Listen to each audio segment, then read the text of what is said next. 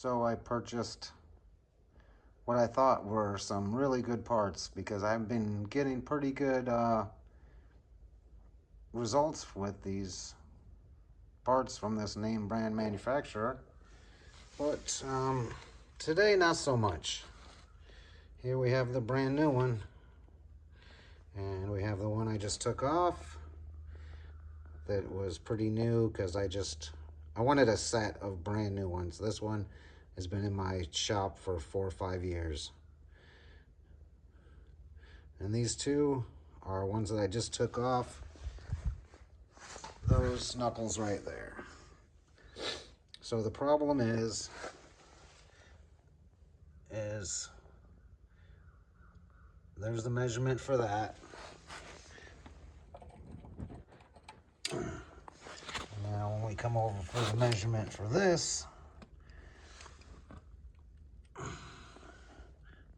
what's happening there? Like, look at all that material that's missing. Should be a lot longer shaft. Let's take this one that's pretty much an OEM ball joint that I found. And look, it's got plenty of travel. It's right where I need it to be. So let me take the brand new one, stick it in there. The threads are longer. The shaft is shorter and narrower. And look at that. So when you put your little cotter pin in there, it's just gonna come loose until it rests on the cotter pin, and then you will get a looseness because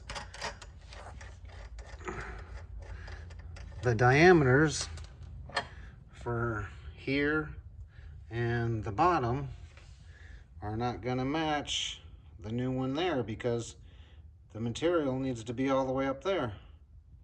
So potentially part of your ball joint is sitting that far inside of there.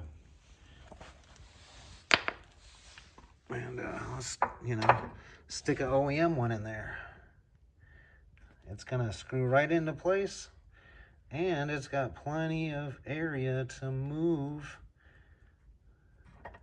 because the shaft is longer and narrowed to there, so it fits in there perfectly.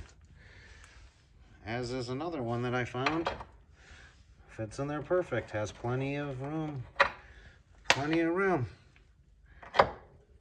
This other one that I had in the shop, it's got plenty of room, but you can see the shaft, you can see it moving under there because this part isn't the same size as down there.